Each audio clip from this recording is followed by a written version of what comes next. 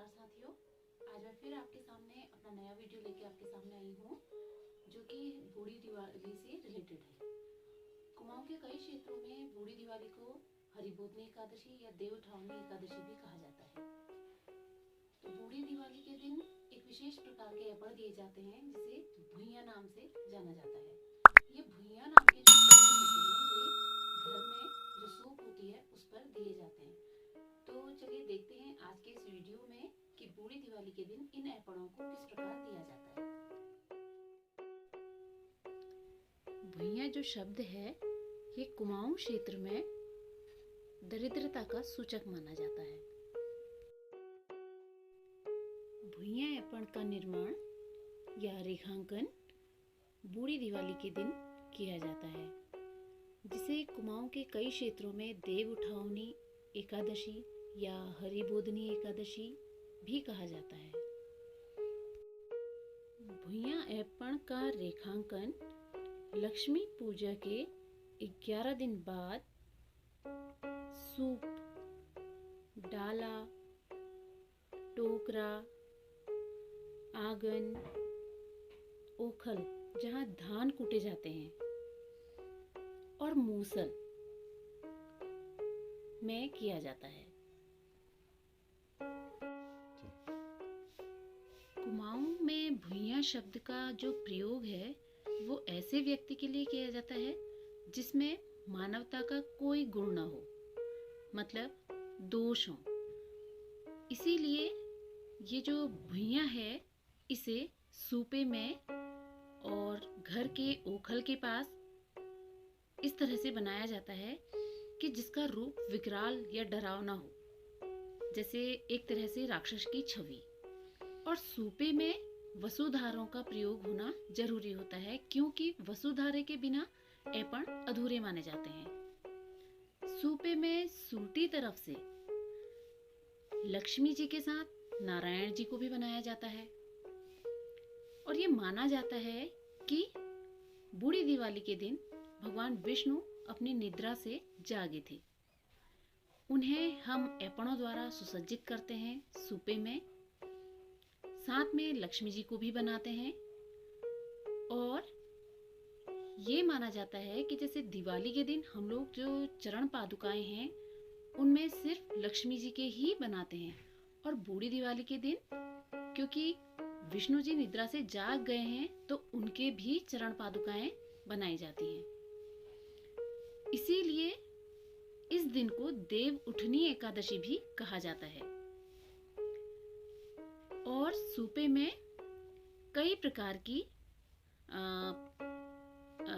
डिजाइनों से इसको हम चित्रित करते हैं, जैसे तुलसी और गन्ने का जो पेड़ होता है उसका भी इस सूपे में सूटी तरफ रेखांकन किया जाता है। वसुधारों के साथ इसमें बिंदुओं का भी विशेष महत्व होता है, क्योंकि बिंदु और वसुधारे जो होते हैं वो हर एपण में देने जरूरी होते हैं। सूप में सुलटी तरफ लक्ष्मी माता जी के साथ भगवान विष्णु के जो पैर होते हैं वो दोहरी आकृति में बनाए जाते हैं, और साथ में इन पैरों के साथ गौमाता के चरण, जिसे गाय के खुर भी कहा जाता है, उनका निर्माण भी किया जाता है या उन्हें भी रेखांकित किया जाता है।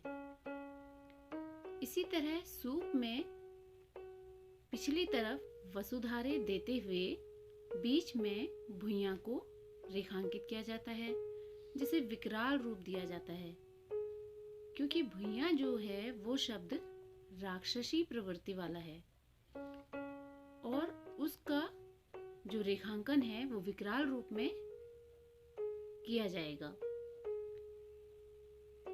घर की महिलाएं प्रातःकाल ब्रह्म मुहूर्त में इस सूपे में सूटी तरफ खिले बताशे, अखरोट और दाड़िम रखकर सूप को उल्टी तरफ गन्ने से पीटते हुए घर के कोने कोने से ले जाकर घर के आंगन में ओखल तक इस प्रकार ले जाती हैं मानो घर से किसी दुष्ट को निकाल रही हूँ। क्योंकि आंगन में भी हमने भुइयां का रेखांकन किया है, तो हम सूपे को पीटते हुए उसी ओखल तक ले जाते हैं और वहां पर ले जाते हुए हम यह बोलते हैं कि आओ लक्ष्मी बैठो नरैना, भाग रे भुइयां भाग भाग। जिसका तात्पर्य यह है कि घर से दुख दरिद्रता का नाश हो और घर में लक्ष्मी स्वरूप सुख शांति का वास हो। उसके बाद ओखल में दाड़िम और अखरोट को उल्टे मूसल से तोड़कर बिखेरा जाता है, मानो कि जैसे हम किसी दुष्ट का नाश कर रहे हों। और यह बोलते हुए हम सूप को सुलटी तरफ करके उसमें एक दीपक जलाते हैं और यह बोलते हुए उस सूपे को अंदर ले आते हैं मंदिर वाली जगह में कि आओ लक्ष्मी बैठो नरैना। तो ये माना जाता है कि जब हम सूपे को अंदर लेके आते हैं अपने घर के अंदर मंदिर तक, कि हमारे घर से जो दुख दरिद्रता है या जितने कष्ट हैं वो उस भुइयां के साथ या उस राक्षस के साथ घर से निकल गए हैं और भगवान विष्णु और भगवान लक्ष्मी को हम अंदर ला रहे हैं, यह मानते हुए कि हमारे घर में सुख शांति का वास हो।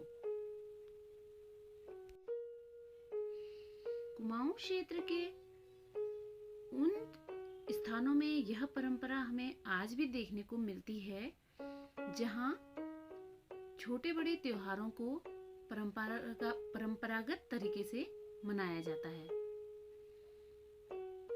हमारा उद्देश्य अपने इस वीडियो के माध्यम से उत्तराखंड के पारंपरिक त्योहारों, वेशभूषा और कला आदि को आप लोगों तक पहुंचाना है, जिससे कि हमारी पारंपरिक कला हम सभी के दिलों में संरक्षित रहे।